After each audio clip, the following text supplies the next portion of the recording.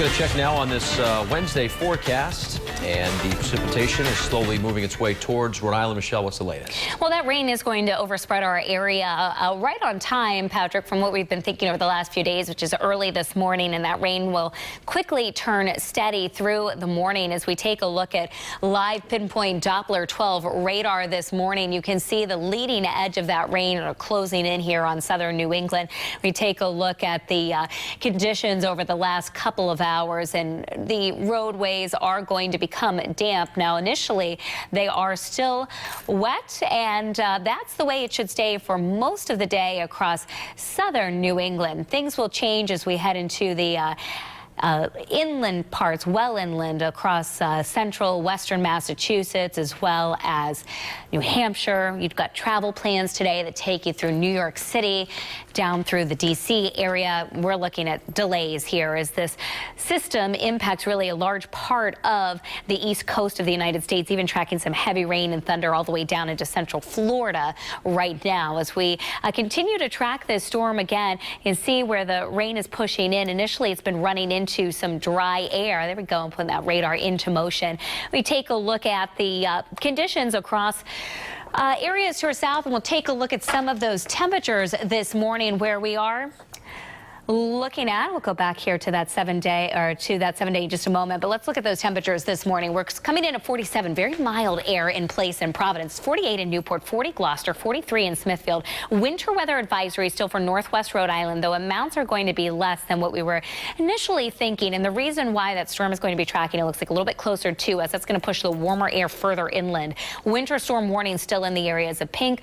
New this morning, the wind advisories have been extended to include southern Rhode Island, so South County, Jamestown, Newport, Little Compton, Fall River, New Bedford, all under wind advisory from 2 this afternoon until 3 a.m. for gusts up to 50 miles per hour, maybe some isolated wind damage. So we're going to keep the threat tracker in the medium category for today and tonight. Take a look at the storm timing. Rain going to be moving in. I think it'll be just rain this morning. Start to mix with sleet and wet snow in the afternoon hours, maybe a slushy coating northwest Rhode Island, and that's closer to sunset. It's really this evening that we get into the more difficult travel conditions around here with sleet, snow, and rain mixing, and the highest accumulations in our area still look to be across northwestern Rhode Island, but that'll be smaller, much smaller amounts than what they're going to be seeing over parts of southern New Hampshire and northwestern Massachusetts. Here's the city cam over Providence, and we've got temperatures at 47 degrees with a north-northwest wind at 9 miles an hour. Mild still this morning in the 40s as that rain moves in. The rain will mix with sleet and snow in the afternoon. Temperatures, though,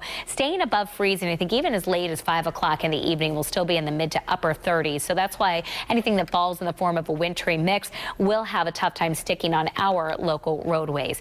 The storm itself, again, going to be making its way up the east coast. That precipitation stretching all the way down through the major cities of the eastern United States. So this is why we're talking about the potential for some significant delays. And right at the tail end there, you can see that little bit of a wintry mix in some of the higher elevations, some of the mountains of West Virginia and Virginia already this morning. And we'll see more of those blues and pinks as the day goes on. For our area, we do have that potential for that wintry mix.